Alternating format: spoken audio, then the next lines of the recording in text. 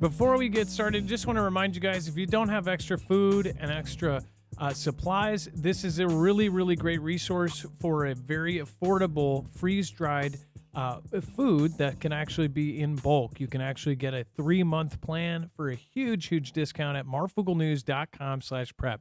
You can also get all sorts of other goodies, all sorts of other gadgets that will be good for your arsenal of prepping tools. That's, again, marfooglenews.com/prep. It helps support us, and you get a giant discount on all of the food. So make sure to go check it out. It lasts up to 25 years. All right, let's get started. So if you've never been here before, remember you can always go over to marfooglenews.com and get a bibliography for every single article, tweet, video, picture, document we're going to talk about here. So we're talking about earthquakes tonight, and usually I would do this before our live show. But this one is hits a little bit close home. In fact, it will hit my home, but it will also affect everybody. There is actually news stories out, and I also brought up some of the older stories that we've covered from the last year. Many of you guys know I am very passionate about Cascadia subduction zone and local earthquakes here. I have lived through a large earthquake. In fact, the Nisqually 2001 earthquake, of course, was a large earthquake. It was, I think, some said 6.1, some said 6.3. It destroyed huge chunks of buildings in Pioneer Square. I knew people that actually almost had glass chandeliers fall on them. It was very scary. I actually saw a concrete road just literally turn into a wave. I was in high school at the time, and my teacher, Ben, ended up running out of the class screaming. He was about 5'1", tiny guy from Texas, and he did not tell us to get under our desk, did not tell us anything, just literally ran out screaming, and I'm not kidding, you've never heard a scream like this, very non-masculine, ran past all of the huge 13, 14-foot windows in front of the whole classroom. We, of course, all knew. We got under our desks, and we wrote it out. We had a 32-inch, back when 32-inch TVs were 150 pounds, big old back on them, bracketed in the corner of our classroom. It was strong enough that TV ended up jiggling until it actually got undone from the very strong bracket on the wall and fell down next to one of my classmates. It was very scary. It was terrifying for me, and it has left. The reason I tell you this is it has left that burned into my head, and I will never forget that earthquake. Now, as far as that earthquake, it did a lot of damage in Seattle, but it is nothing in comparison to what could happen. So first of all, before I get to this article, let's go over and let's bring in my co-host/internet brother, Dex James. What is going on, and how are you doing today? Well, hello, Adam, and hello, Fuggle fam. I'm doing just fine. So as far as it says that, is Seattle set for a megaquake? Scientists find 2 fault lines that are capable of releasing a 7.8 magnitude earthquake, and it could kill more than 1,600 people and destroy 10,000 buildings. I think that is completely BS, and you know why? That number is always going to be incredibly low. So first of all, when Nisqually happened, it was a 6.3. They believe that if it got up to when you talk about earthquakes, every point is going to be exponentially higher. It's going to go up, and when you get in from 6 pointers to a 7.0, they actually say that I believe it's from 7 to 8. It is 1,000 times stronger. So you get in it where it just keeps going. And then from 8 to 9, it is then exponentially 1,000 times stronger than that.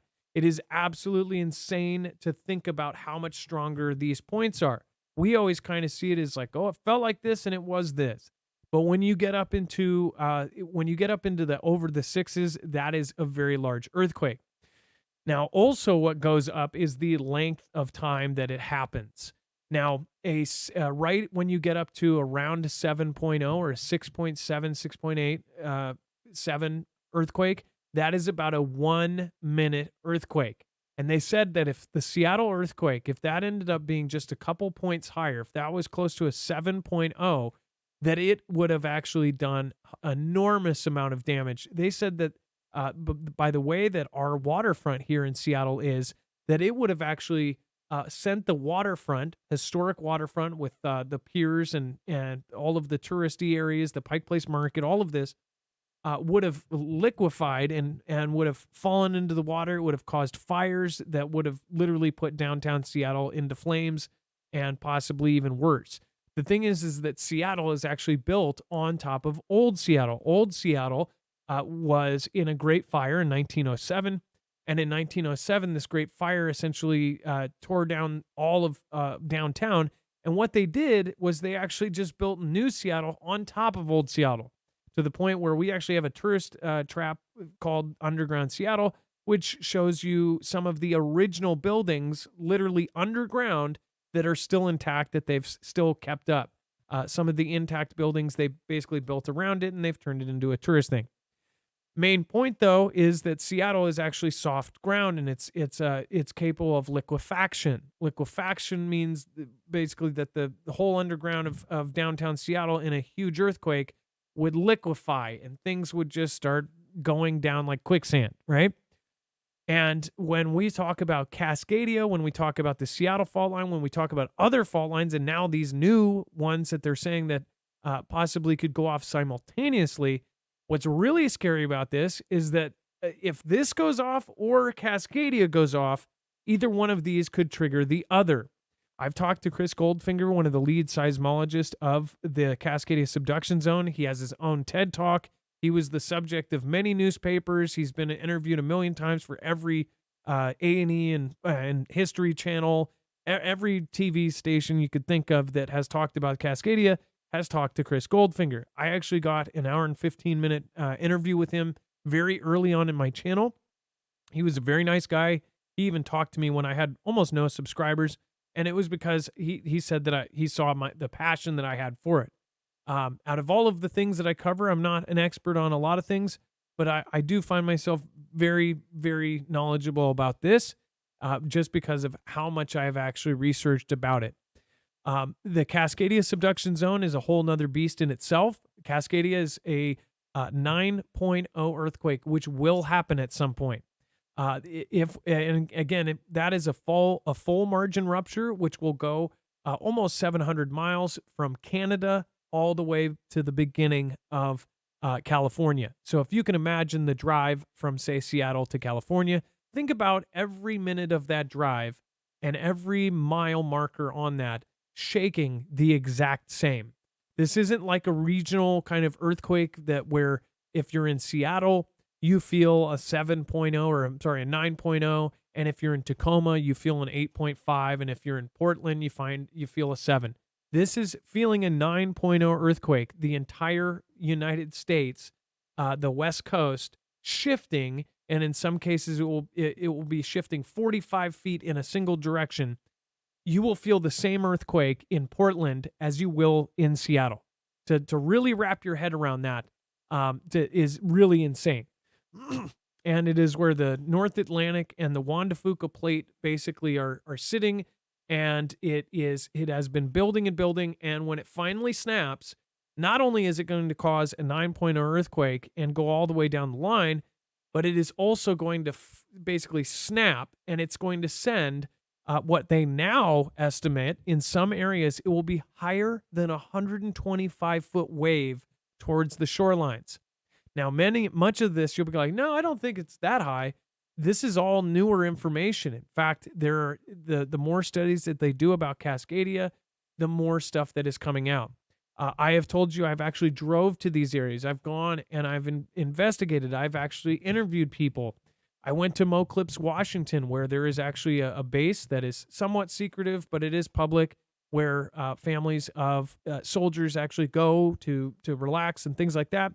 And the reason why I say it's public is because it was actually the evacuation point for Moclips, Washington.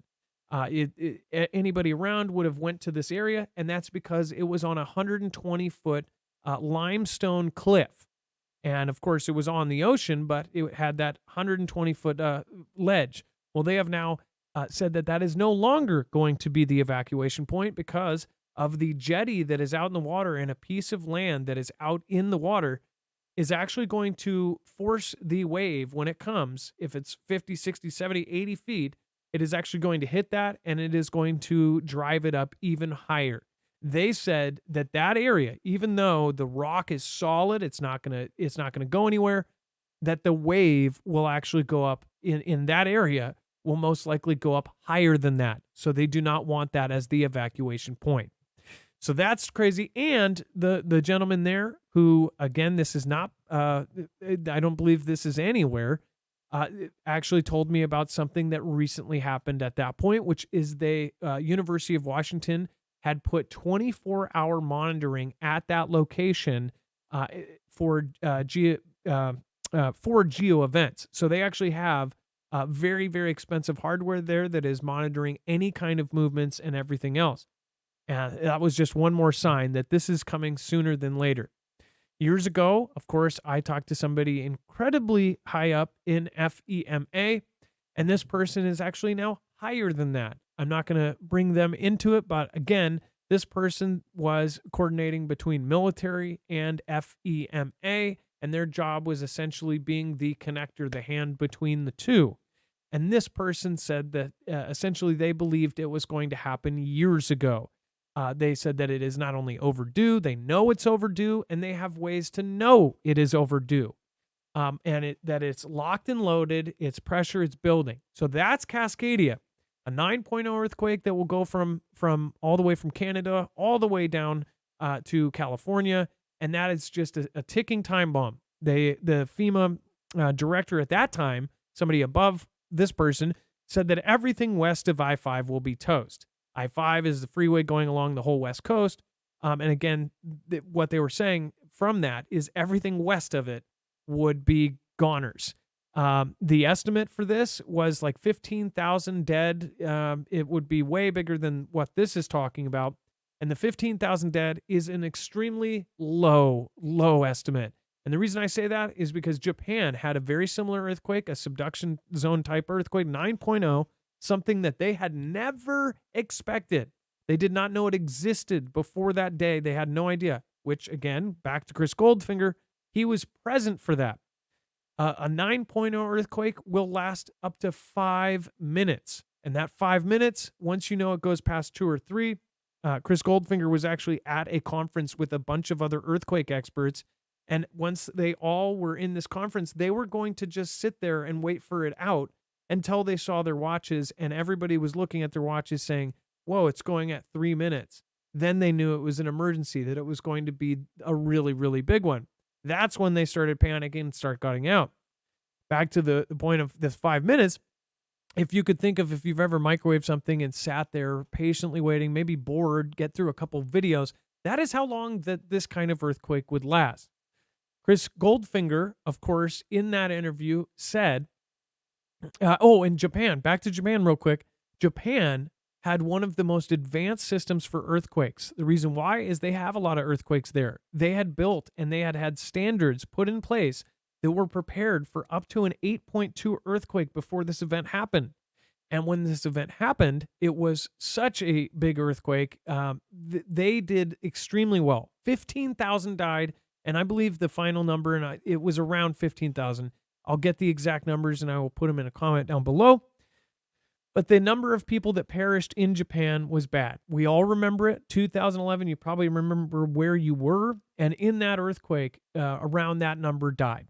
And that was in one of the most prepared places in the world that had all of their buildings up to standards. They all shifted with the weights. They all had special bases, everything else.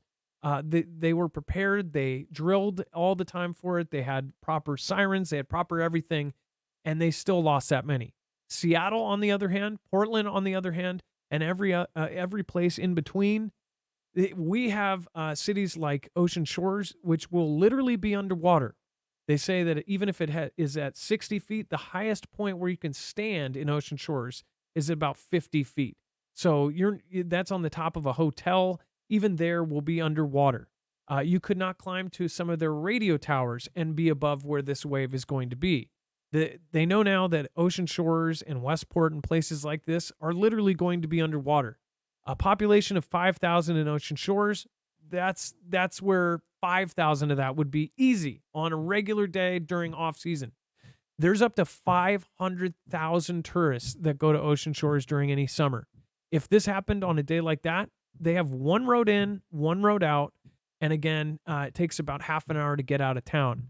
If this happens during a summer day or a busy time, you're talking about a possible number of 400, 500,000 people, and that's just in ocean shores. That's at worst case scenario, just ocean shores.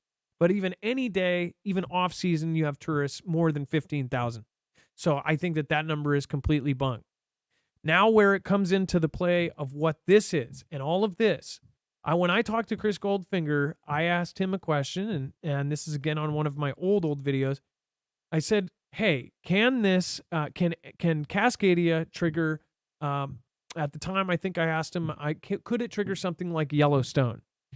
And it was a silly question, I thought, and he said, well, actually, no, that's a serious question, and the reason why is 20 years ago, if you asked me or anyone in my field if a large earthquake could trigger another large earthquake, he said people would have laughed at, and you said absolutely not. He said nowadays it is an accepted fact that one large earthquake can cause another. Not only that, a large earthquake, especially one of the largest in history, could cause a volcano to erupt. If you think about it, they're both the ground shifting, the stuff under the ground. Something shifts, it could totally shift the lava, whatever else underneath, the mantle, all of that stuff. But when we're talking about finding new two faults that are both, again, huge faults and capable of releasing a 7.8 magnitude, either one of these goes. If the 7.8 goes, it could trigger Cascadia. If Cascadia goes, it could trigger this. And we're not even talking about the San Andreas Fault, which at the very bottom of the Cascadia subduction, that's where all of that starts. And then you have a whole set of another ticking time bombs that are down in California. People say, oh, you're getting people afraid for nothing. The thing is the more that comes out, again, the more that the past comes into play here. They did not know about this. They built civilization in an area that will be wiped out. This is the crazy part about it. This was from this is April of this year. They said experts on red alert for mega earthquake off of U.S. coast after analyzing a hole in the fault line. Essentially, they believed that there was a hot liquid that was coming out of it, and it was spewing a hot liquid 50 miles off the coastline of Oregon, and it sits on the boundary of the dipping fault line known as the Cascadia subduction zone. And this geological feature is capable of unleashing a magnitude 9.0 earthquake in the Pacific Northwest, and the hole could be the fuel it needs. The leak was first observed in 2015, but a new analysis led by the University of Washington suggests that the chemically distinct liquid is fault lubricant. So what they're already saying there is Cascadia is having this release and that they believed it was this fault lubricant. That's not good because the fault lubricant makes sure that it can keep moving and it's not going to stop up, which from what I know, from what I have heard from people I trust and people that were in the know, that it is already stopped up. And if this happens, and if that was correct, and if again, they probably would want to not put that out to the public, but they did, and they'd probably want to cover it up if they really did verify it, then that's not a good sign.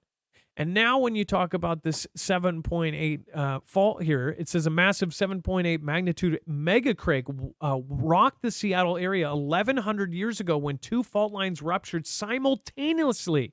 And experts fear it could happen again. The faults are located in the Puget Sound, which contains Seattle, Tacoma, and Olympia, and have ruptured in the past. But the ancient tremor was 30 times more powerful than the current warning signs suggest is possible from the fault zones.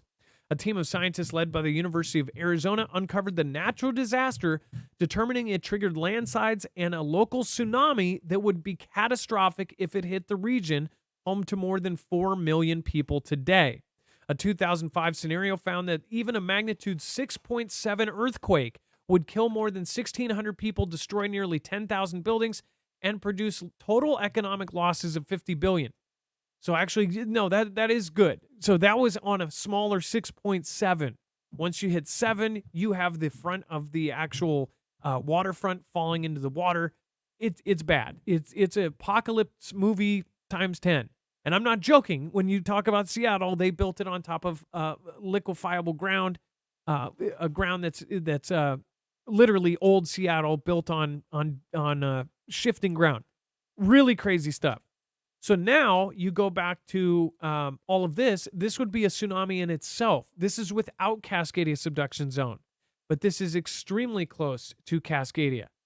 So my point of this video alone, and all of the people I've talked to in all of the areas around Washington, around the whole West Coast, this is something that 21 states are preparing for. Not just this, but the Cascadia, 21 states, including Arizona, including Idaho, including Nevada. They are actually preparing for people to be walking from California. In my head, it gives me visions of the Denver airport picture where they're all walking with their luggage, literally doing their pilgrimage out of the disaster. There was actually one movie that kind of made a really scarily and eerily prediction of this, and that was How It Ends on Netflix, where it shows Seattle basically destroyed. In fact, in parts of the movie, it shows him on I-5, and the whole town is covered in a gray dust from the earthquake and from essentially all of the building materials just destroyed and all over the place, fires everywhere, everything else. That is essentially what Seattle and the West Coast is going to go through at some point in the near future. Now, you can quote all of the things like, well, now the percentage is this, and then it probably won't happen in the next 75 years. And they always say, don't worry, though. They don't believe it will happen in the next 75 years, or there's only a 50% in the next 50 years. Whatever those numbers are, I would say prepare like they are going to happen tomorrow, because you will not have any warning. And if you are anywhere on the West Coast, from California to Canada, you are going to feel the same earthquake, at least close to the coastline. So you should have extra food. You should have extra water. You should have some sort of plan to meet your family, because guess what? If this does happen, you're going to feel really, really stupid if you don't end up doing so. This is something that is very, it's not even unlikely. This is one of the most likely things to happen to this whole country, and it's going to affect the entire country. This is going to be such a big disaster. There's going to be people from New York that instantly go out of their house and say, I'm going to go help. And they're going to volunteer to pull people out of the wreckage. If you can imagine how many people volunteered for, say, 911 in the 2001 event, think about that times 100. Think about Hurricane Katrina times 100. Think about any natural disaster we've had and times that by 100. Think about Japan and then times that by 100, because we actually have more metropolises in the way than Japan did. Not to mention that we have all of these other things. And if a 7.8 goes, my thought is that is way too big not to trigger something that's already on edge. So have a plan, have a way that you're going to go. And by the way, there's documentaries, there's local documentaries, even by public access, that basically shows the realistic scenario would be, say, if somebody, works and lives in Capitol Hill and they live in North Seattle, they show them in the documentaries walking that entire way. Think about these kind of things. You might have to walk 20, 30, 40, 50 miles. This is something you should prepare for. And if you can't, then figure out a backup thing to do. Or find a friend with a helicopter that's going to be able to pick you up. Because if you don't have one, I'd probably think about what you are going to do when this happens. If you're on the West Coast, which I know I have a lot of local viewers, please take it seriously, because it will definitely make you just an absolute ton better than most people. Most people on the West Coast don't even know what Cascadia subduction zone is. And this is still after years and years of documentaries, after newspapers, after headlines, after TED Talks. There are still so many people that don't know about it. It's crazy. But heck, we live in a world where they can walk down the street and go, where is Peru? And people are like, I don't know. Is it in Texas? So just imagine what's going to happen when this goes down and how other people are going to act. If people are acting and breaking into stores and destroying things and literally terrorizing towns with nothing happening, imagine when we have martial law and a major disaster to the likes that no one has ever seen before. Be prepared. That is my main message. And again, Hopefully it reaches some, and I hope that some people actually listen, and this is something that comes close to my heart. I have moved away from the danger zone. I'm not going to be under a tsunami wave, but I'll still be in the range of that earthquake, and I'll feel it. And guess what? You'll probably feel it 2,000 miles away too.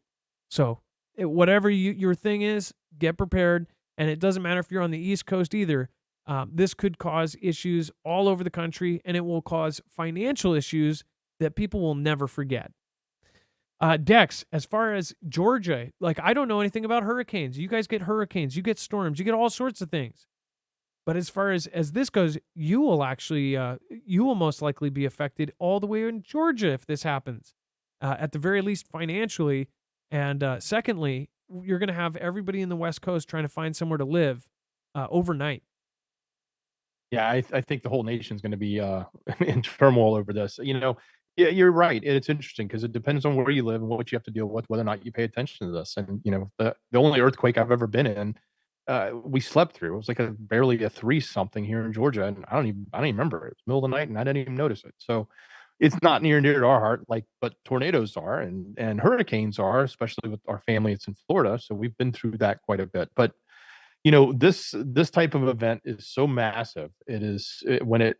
If and when it happens, it's so massive. Even the smaller event they're talking about, just taking out the as they call it, the mega quake, I guess, is the version that was 1,100 years ago that could still happen at any time. Even that is massively huge. You can't even fathom how big something like Cascadia is, which will, as you say, carry off from Canada down to California. So yeah, much bigger scale, and both should be wake up calls for anybody in those areas to think about what they're doing to be prepared. The question I have for you, Adam, I think you talked a little bit about this with Yellowstone, but even if you don't go that big, if you just come back to say this mega quake or even larger quakes in that 6 to 7 plus range that happen in your area, does that also affect the volcanoes in the area? And would people in those areas then have to deal with potential uh, devastation from volcanic activity? Yeah, so that's the point. They know absolutely without a doubt that it can trigger volcanoes. And we have Mount Rainier, we have Mount Hood, we have all sorts of, in fact, volcanoes on West Coast. So if we pull up an image of, yeah, we have a whole lot. In fact, we have Mount St. Helens, Mount Baker, Glacier Peak, Mount Rainier, Lassen Peak, Kilauea. These are all in the Ring of Fire. Those 5 were actually West Coast. Mount Hood, Mount Shasta, Newberry volcano. We have a lot, but especially in a lot that are right next to metropolises. Any one of those could be triggered as well. So this is something that, yeah, you don't have to think like, oh, the world's ending, but you definitely could prepare for a disaster like this. And whether you're on the West Coast or the East Coast, doesn't matter. You will have a regional disaster that's probably something you're not going to think is happening every minute of the day, but when it does happen, when you're prepared for it, you survive.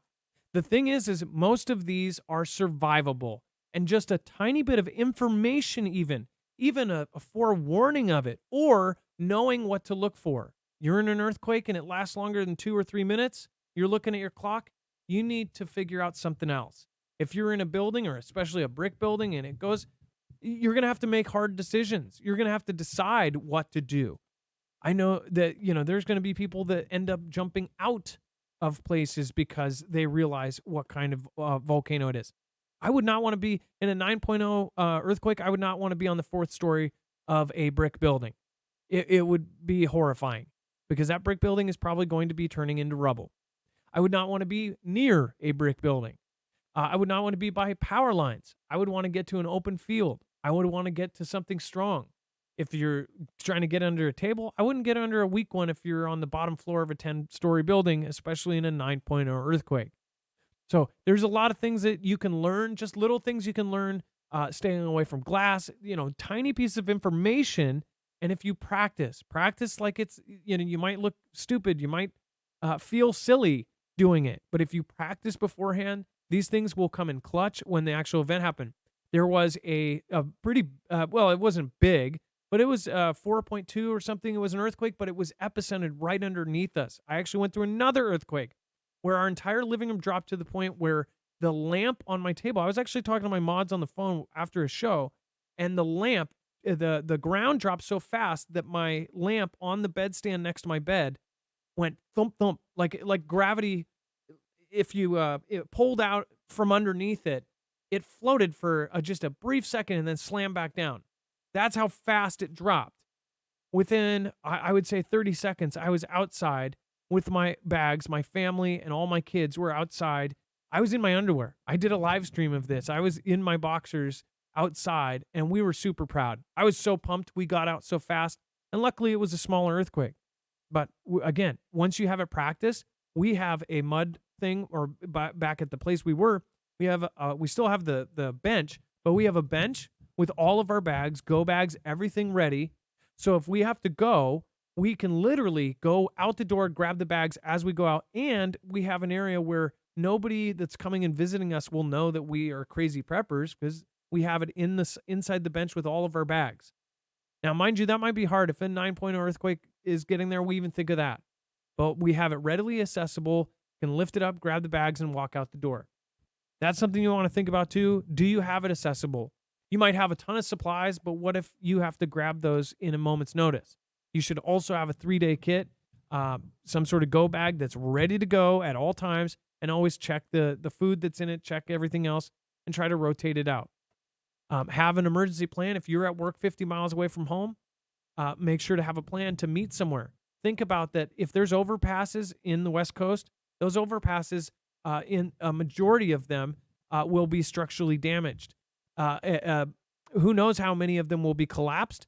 But if you look at the scenarios, look at the actual simulations that the government of Portland is doing and how they show that almost all of the overpasses in a 9.0 are going to collapse, meaning that this way is going to be completely blocked. There will be no help from out of state.